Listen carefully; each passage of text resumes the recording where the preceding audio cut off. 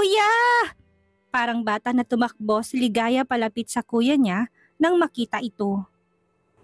Kuya, namiss kita ng sobra. Namiss din ni Gino si ate. Parang bata na sinubsob niya ang mukha sa dibdib nito. Simula na magtrabaho siya bilang sekretary ni Ashton, ay 2 beses na lang niya itong nadadalaw sa loob na 1 linggo. Hindi naman siya nag-aalala masyado dahil may mga private nurse na inupahan ng binata para bantayan ng kapatid niya. Na-transfer na rin to sa maganda at mas maayos na ospital, kaya naman kampante siya na magagamot to ng mas maayos. Kinuha niya ang maraming ubas na dala at mga bagong laruan. Masayang masaya na yumakap to sa kanya. Ang sabi ni Gino, salamat daw, the best talaga ang ate niya. Ani nito sabay halik sa pisingin niya. Kinagat niya ang labi, sinubukang hindi umiyak pero hindi niya nagawa. Kapag kaharap niya ito at kasama ay nagiging iyakin siya. Agad na ibinaling niya sa iba ang mukha para hindi ito makitang luhaan niyang mukha. Sigurado kasi na magwawala ito kapag nakita siyang umiyak. Sorry kuya ha, hindi na kita araw-araw na nabibisita. Hayaan mo kapag tapos ng trabaho ko, ay araw-araw na tayong magkakasama. Kaunting tiis na lang, makakaahon din tayo sa hirap. Tumango-tango ito, ang kamay nito na medyo nanginginig pa ay hinaplos sa mukha niya. Marami daw pera si Kuya Ashton, mayaman na tayo. Naubos siya sa sinabi nito. Ha? Kanina mo naman nalaman yan? Nakataas ang kilay na bumaling siya kina Waco at Jamaica, nakadarating lang.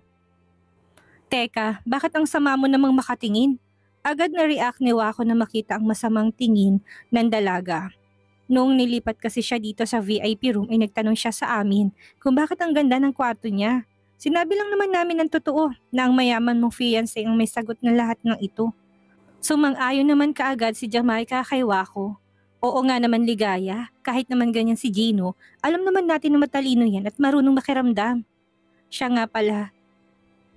Bakit ka nga pala nagpasundo kay Waco kagabi? Ano bang nangyari sa'yo at bigla ka nalang umuwi doon sa dati mong inuupahan? Napalunok si Ligaya ng laway at mahina na nagsalita. Si Ashton kasi, natatakot ako sa kanya.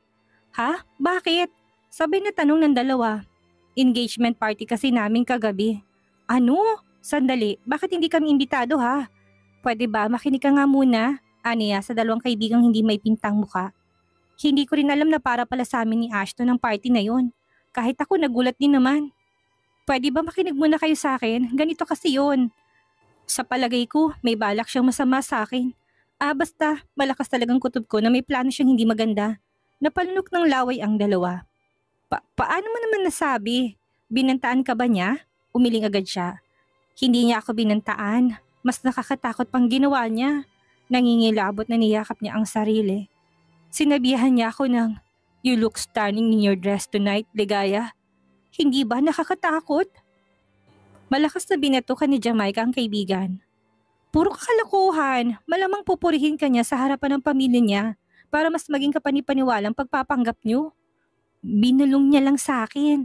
Napahawak sa baba si Jamaica, samantalang si Waco ay abala na sa pakikipaglaro kay Gino.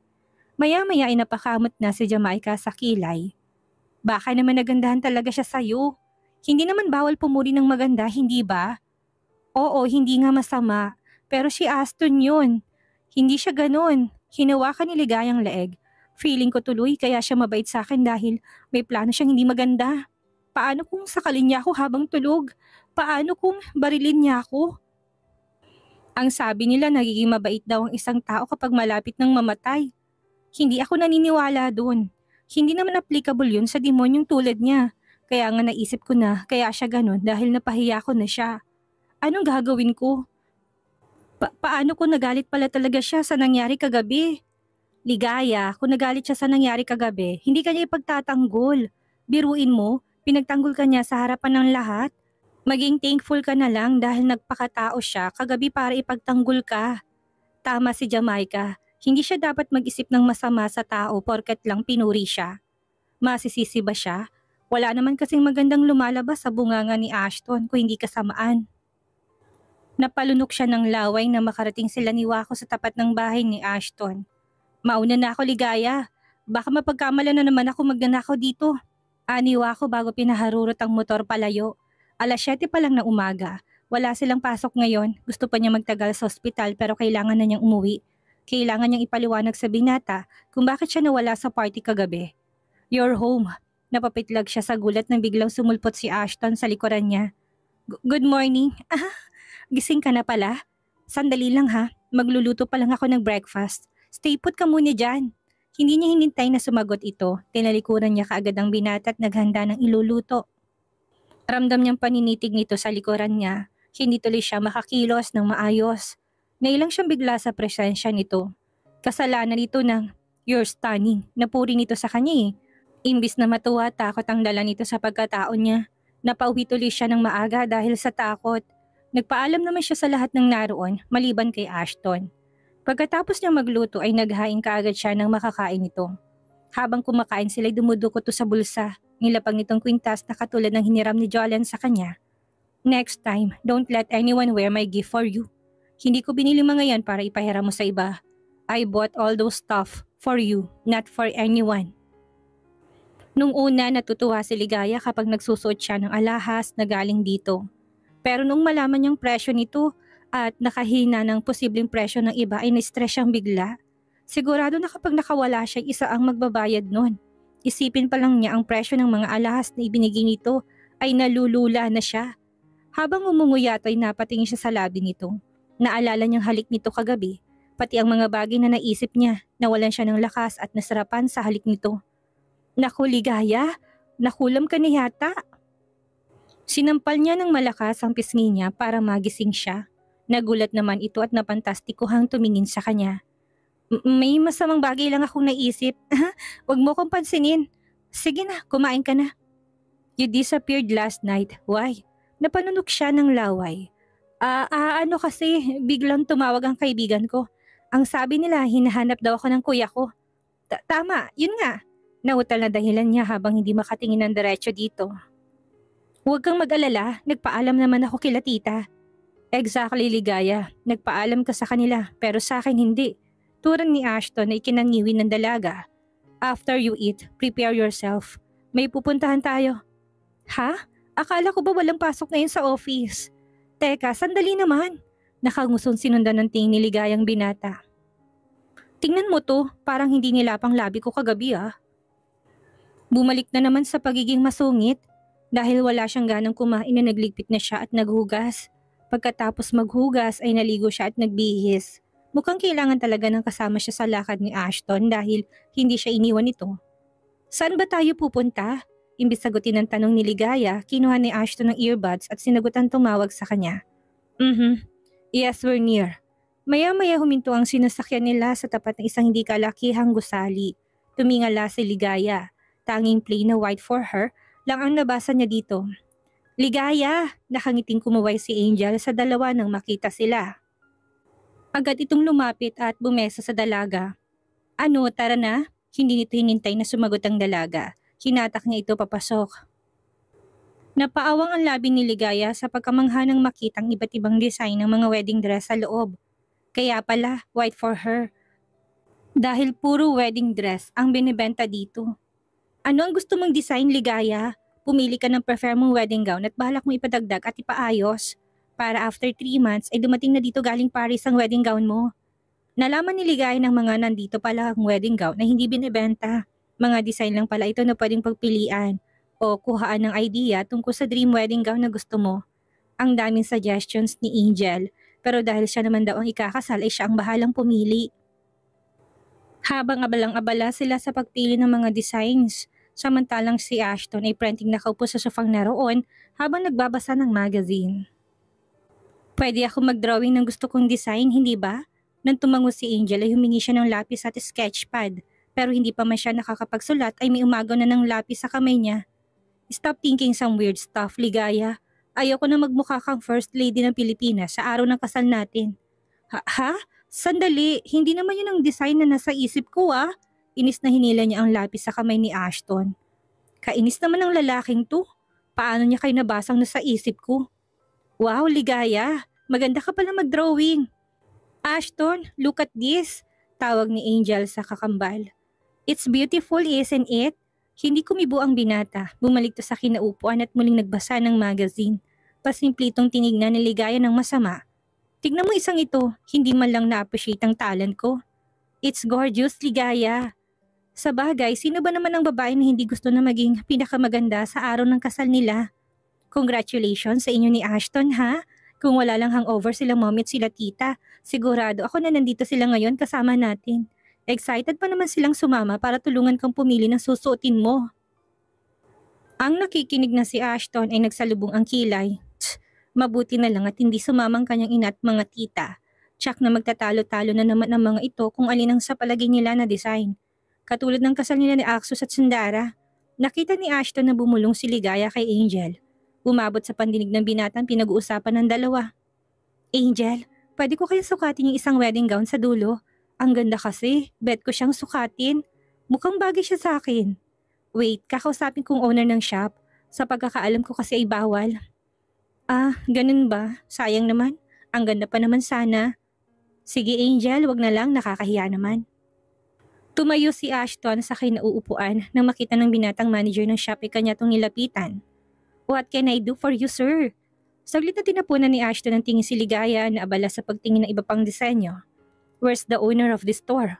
Namutla ang manager at napalunok ng laway. Agad itong nakilalang lalaking kaharap. Is there anything wrong, sir? Abot langit ng kaba na tanong nito. Naintimida sa kaharap na binata. I want to talk to the owner now. Napatayo ng tuwid ang manager sa tiim na tingin ni Ashton at nakaka-intimidate na aura nito. Maski sino ay mangangamba. Yes sir. Nanginginig na tinawagan ng manager ang kanyang amo. Hindi nagtagal, lumabas sa office ang may-ari ng shop. Nang makita nitong binata at makilala, magalang na yumuko to. Anong may paglilingkod ko sa iyo, Mr. Tan?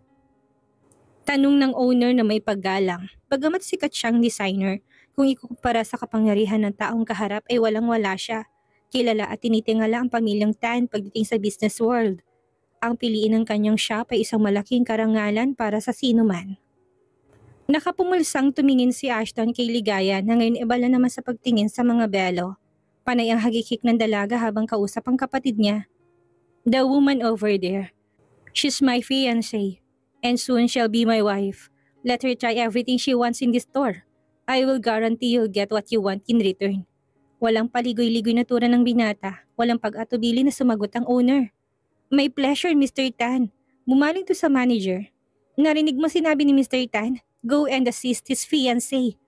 Let her try anything she wants. Magmadali ka. Yes, sir. Talaga? Pwede ko isukat ang lahat ng gusto ko? Manghang tanong ni Ligaya pagkatapos marinig ang sabihin sa kanya ng manager na lumapit sa kanila. Really? I thought. Sandaling natigilan si Angel. Pero agad din na napangiti. What are you waiting for, Ligaya? Magsukat ka na, dali! Nakangiting nilibot ni Ligayang tingin sa mga magagandang wedding dress na naroon. Na-excite siyang bigla.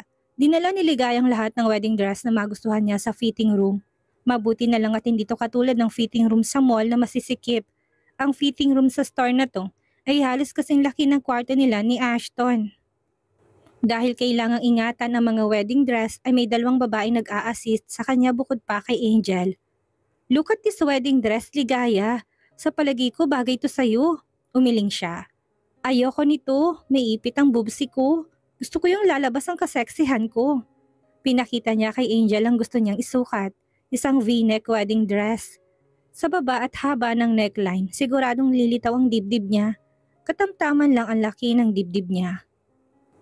Hindi malaki, hindi rin naman maliit. Kumbaga maibubuga rin naman ito kahit na paano. Pagkatapos isukat, parehong napaawang ang labi ni Angel at ng dalawang babae. Kuminang ang mata niya nang makitang sariling refleksyon sa salamin. Ang ganda ko! Wah, ang sexy ko din dito! Nagmamadaling hinila niya ang laylayan na suot niyang wedding gown at nang mamadaling lumabas ng fitting room para puntahan si Ashton. Ewan na lang niya kung hindi ito mapapanganga sa ganda niya. My love! Imbes kay Ashton mapako ang kanyang mata, napako to sa lalaking kapapasok lang sa entrance ng shop. Kay Hero. Kasama nito sila Tita Emma at mga titas ni Ashton. Ay, batutang malaki! Dahil nabitawan niya ang laylayan ng wedding gown, naapakan niya ito at pabagsak na subsub kay Ashton, na prenting nakaupo sa sofa. Oh, hindi! Tili ng utak niya nang makita na babagsak ang mukha niya sa pagitan ng dalawang hita ng binata, kesa sa masubsob ang mukha sa batuta nito. Mabilis na itinukod niya ang kamay sa mukha niya. Shit, malakas na napamurang binata ng masalo sa gitnang bahagi ng katawan niya ang malakas na impact ng pagbagsak ni Ligaya. Babe, kain ka pa. Mukhang gutom ka lang kaya mainit ang ulo mo. Aha, nilagyan ni Ligaya ng maraming pagkain ng plato ni Ashton. Todo ngiti pa siya dito at malambing na inasikaso ito ngayon. Nandito kasi sila ngayon sa isang mamahaling restaurant para mag-lunch. Sobrang nahiya siya sa naabutan ng kapamilya ni Ashton kaya tinigil na niyang pagsusukat ng mga wedding dress. Simula kasi nang matukuran niya ang hindi dapat ni Ashton sa harapan ng lahat, hindi na ito ngumiti pa. Pakiramdam nga niya ay kanina pa siya nito gustong sakalin. Naku Ligaya, baka mamaya ka sa bahay tirahin ni Ashton. Napalunok siya ng laway sa naisip niya. Hindi malabo na mangyari yon lalo na't hindi maipintang mukha nito ngayon. Tumikim siya para kunin ang atensyon ng lahat. Baka kailangan lang niya mag-sorry para mawala ang galit nito sa kanya. Tinaas niya ang hawak na basong hawak at tinuktukan ito ng tinidor. Ginaya niya mga napapanood niya sa telebisyon. Attention guys! Lalo na sa aking fiancé, my love of my life. Ashton, my babe. Pinigilan niyang mapangiwi sa huling sinabi. Alam ko na, masakit ang matukuran sa microphone. Pero hindi ko naman sinasadya. Hindi niya pinansin ang nagbabantang tingin ni Ashton sa kanya. Huwag ka nang magalit please. Tingin ko naman buo pa ang eggshell mo. Humagikik si Camila. Napapailing naman si Hero habang napapangiti na lang maliban kay Ashton na madilim ang mukha na nakatingin ngayon sa dalaga. Ashton, patawarin mo na si Ligaya. Sulsul ni Clara. Kanina pa siya hindi mapakali. Mukhang talagang mahal na mahal ka niya kaya ayaw niya na nagagalit ka ng ganyan.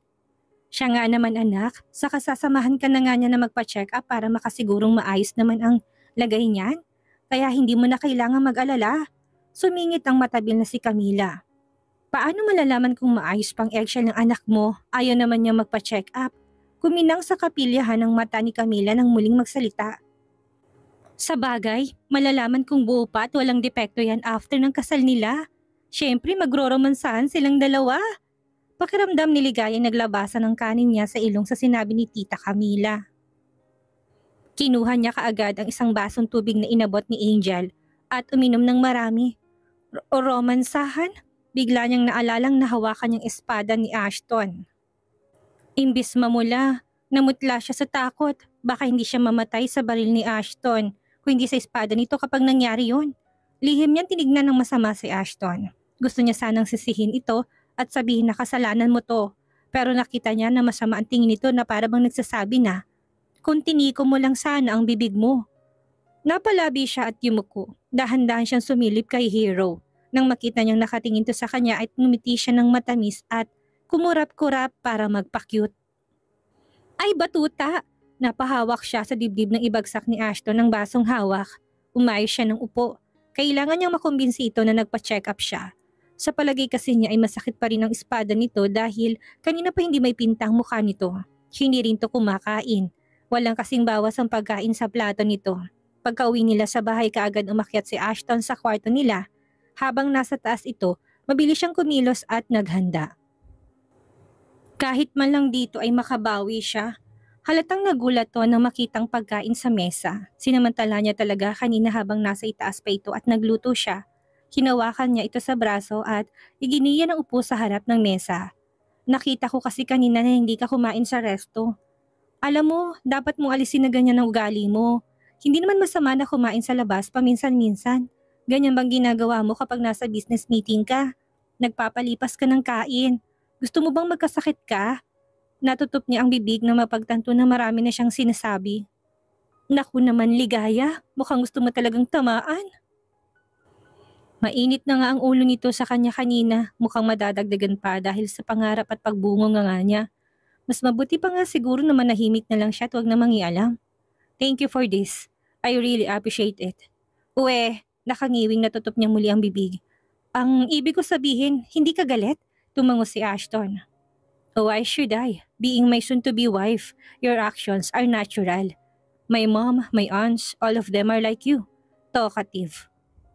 What should I expect from you? Sigurado ako na hindi ka naiiba sa kanila. Hindi, ang ibig ko sabihin, hindi na ba masakit ang ano mo? Gusto mo bang i-massage ko? Aniya sabay taas baba ng 2 kilay. Fine, you can massage it later. Ha? Pero nagbibiro lang naman siya. I said, you can massage it later using your bare hands. Ngumisi si Ashton na makita kung paano siya namutla. Kilala niya si Ashton. Hindi to marunong magbiro. Ayaw niyang isipin na totoo ang sinabi nito. Pero paano kung totoo nga? Pagkatapos maghugas ng pinagkainan, hindi na muna siya umakyat ng kwarto. Katulad nitong nakaraan, inubos niya ng oras sa panonood ng TV. Bahala na mag-eye bags. Wag lang makasama si Ashton na gising sa kwarto nila. Humikab siya, inaantok na siya. Pero dahil masyado pang maaga, nanood na muna siya ng mga drama sa cellphone niya. At maya-maya inisa-isa niyang tignan ang mga pictures ng Kuya Gino niya sa cellphone niya. Sakto namang nakita niya ang mga pictures nila ni Ashton nung engagement party nilang dalawa. Hindi niya maiwasang mapangiti na makitang random pictures nilang lahat, kasamang pamilya nito. Habang tumatagal, lalo niyang nakikilala ang mommy ni Ashton at mga tita nito. Mabubuti silang tao. Hindi niya kasi alam kung mabuti bang tao ang mga lalaki sa pamilya ni Ashton. Karamihan kasi sa kanila ay mukhang hindi alam ang salitang ngiti. Mukhang masusungit at pinaglihi sa sama ng loob. Saka si Angel lang ang babae sa pamilya nila na bata. Karamihan ay puro mga barako na. Ay, batutang matigas! Muntik na siyang mapalundag sa gulat nang biglang lumitaw si Ashton sa tabi niya. Muntik nang malaglag ang panga niya nang makitang nakatawalya lamang ang pang-ibabang bahagi ng katawan nito. Tao lang siya at babae pa. Hindi naman siya santa para hindi titigan ng matigas na tiyan nito na kumpleto sa abs. Ang sabi nga nila, huwag pagdamutan ng mga mata sa magandang tanawin. Pagkatapos titigan ng katawan ni Ashton, kunwari binaling niya ang mata sa TV. Bakit nakatapis ka lang ng tuwalya? Wala bang tubig sa banyo kaya lumabas ka ng ganyan? Naubusan ba ng sabon? Magpapahilod ka ba ng libag? Nilahad niyang palad. Hindi libre ang magtanggal ng libag ha? Kadiri yon kaya dapat may bayad. I've been waiting for you in our room. Why are you still here? Tumaas ang kilay niya. Ha? Bakit naman? Teka, wag nitong sabihin na magpapahilod nga to. He frowned. You said you were going to massage me. Did I hear wrong earlier? Napaayos siya ng upo. Anak ng, ano? Nahintakotang lumayo siya habang yakap ang katawan. Nagbukas sarang labi niya habang nakatingin sa binata. Teka, mukhang hindi mo nakuha ang sinabi ko kanina. Biro lang. Tila nalunan ng dalagang dila nang makita kung gaano kadilim ang mukha nito. Nanginginig na tumingin siya sa kamay. Ano ba yung sinabi niya kanina? Mamasahe ang ano nito? Diyos ko Lord, hipuin mo pong utak niya at baguhin ang takbo nito. Sinundan niya ng tingin si Ashton. Wala sana siyang balak sumunod dito pero natatakot siya na baka magalit to at tuluyan siya sa loob mismo ng pamamahay nito. Naalala niya sinabi nito sa kanya noon. Ayaw daw nito ng sinungaling at manloloko. Pero magkaiba naman ang biro sa panloloko Hindi naman siya nagsinungaling. Nagbibiro lang naman siya. Isang babae ang namatay pagkatapos manloko ng isang lalaki. Natagpuan ang katawan niyang wala ng buhay na nakalutang sa ilog nito lamang umaga. Mabilis na pinatay niya ang TV, pati ba naman ang balita ay parang tinatakot siya. Naalala niya tuloy ang kinuwento ni Tita Emma kanina sa dinner. Bata pa lang daw si Ashton ay mahilig nitong mamaril. 10 years pa lang daw ito nang mamaril ng isang bully. Sinidya daw nito noon na padapisin ng bala sa tenga nito. Napahawak siya sa tenga bigla. Ayaw niyang mabaril. Sa oras na mabawasan ng parte ng katawan niya, mababawasan ang ganda niya. Kaya mo yan, Ligaya? Kasalanan mo naman kaya napunta ka sa ganitong sitwasyon. Sa susunod, sisiguraduhin niya na mamimili na siya ng bibiruin niya. Pagkapasok niya sa kwarto, naabutan niyang nakatihaya ng higa si Ashton. Natatakpan na ng kumot ng ibabang bahagi ng katawan nito. Sandali lang, maliligo lang ako. Aniya bago nagmamadaling pumasok sa banyo. Kaya mo yan, Ligaya. Hahawakan mo lang naman at mamasahihin mo. Walang masama doon. Hindi naman nakakabuntis ang humawak ng espada. Paulit-ulit niyang bulong habang nagsasabon ng kilikili niya. Ano kaya kung magpanggap siyang nadulas at nabagok? Tapos palalabasin niya na wala siyang naaalala, na nakalimutan na niya ang sinabi niya kanina. Pinilig niya ang ulo at mangiyak-iyak na tumingin sa kamay niya. Sigurado na hindi ito maniniwala sa palabas niya. Kilala niya ugali ng lalaking yon. Hindi itong tipo ng basta-basta na lang naluloko. Pagkalabas niya ng banyo ay nakaroba lang siya. Inunat niya ang mga braso niya. Pumasok siya sa walk-in closet at hinanap ang lumang bag kung saan nakalagay ang baby oil na palaging dala niya noon para sa buhok niya. Malaki ang binigay ni Ashton na halaga sa kanya ng halikan siya nito. Siguro naman, mas malaki ang masisingin niya dito kapag minasahin niya ang bagay na yon. Tumaginting ang napakaraming salapi sa utak niya. Dahil hindi madaling trabaho ito, milyon ang hihingiin niya. Pagkatapos maglagay ng baby oil sa kamay ay kabado siyang ngumiti. Babe, I'm here. Tinas niya ang nanginginig na kamay. Saan ang gusto mong unahin ko? Sa ulo ba o sa baba? Tukoy niya sa hotdog at itlog nito. Kumunot ang noon ni Ashton, ngunit nakuha pa rin na sumagot sa dalaga. Head, tipid na sagot nito. Ulo agad. Napalunok si Ligaya. Sa bagay, sa napapanood nga nilang ex-video ni Jamaica noon, mas masarap talaga kapag inuunang ulo. Tumingala siya at bumuga ng hangin. Kaya mo yan, Ligaya. Nahawakan mo ng espada niya kaya sisiw na yan sa'yo. Kumunot ang noon niya nang dumapa si Ashton. Teka, may hirapan akong imasahe ang batuta mo. Tumihaya ka. Nagisang linyang kilay ni Ashton at kunot ang noon na umupo. What? Shit! Malakas siyang napamura na biglang dakmay ni Ligaya ang pagkalalaki niya.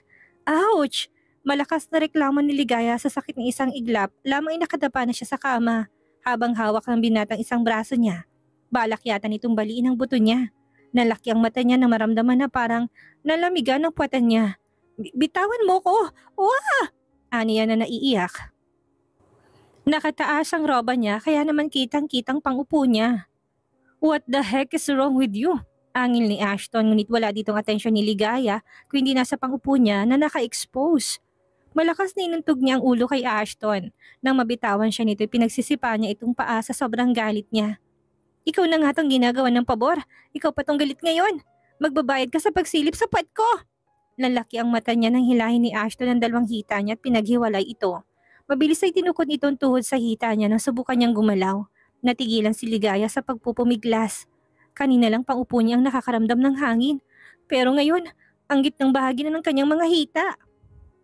Maging si Ashton ay natigilan na mapagtantong posisyon nila ng dalaga. Oo, walang hiya kang bastos ka! Malakas niyang tinadyakan si Ashton sa mukha nang tumingin ito sa perlas niya.